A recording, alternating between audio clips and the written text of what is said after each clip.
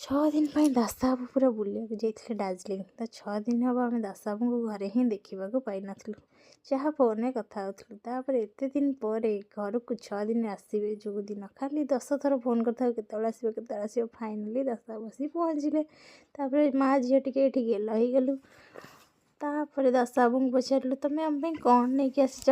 ଦାସବାବୁ କିଛି ନ ଆଣିକି କହିଲେ ଚକୋଲେଟ୍ ସମସ୍ତଙ୍କ ପାଇଁ ନେଇକି ଆସିଛି, ସମସ୍ତଙ୍କୁ ଗୋଟେ ଗୋଟେ ଚକୋଲେଟ୍ ଦେଇଥିଲେ। ତାପରେ ଗାଡ଼ି ଆସି ପହଞ୍ଚିଯାଇଥିଲା ନାନାଙ୍କର। ମୋର ଯାଇ ଦେଖିଲା ବେଳକୁ ଦାସବାବୁଙ୍କ ବ୍ୟାଗ୍ ଆସିଥିଲା।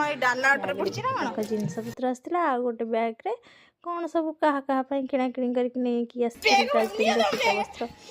ତ ଆମେ ରାଗିକି କହିଲେ କି ଆମକୁ ତ ବୁଲିବାକୁ ନେଲନି, ବ୍ୟାଗ୍ଟାକୁ ଫୋପାଡ଼ି ଦେଇଥିଲି ତାଙ୍କ ଉପରକୁ।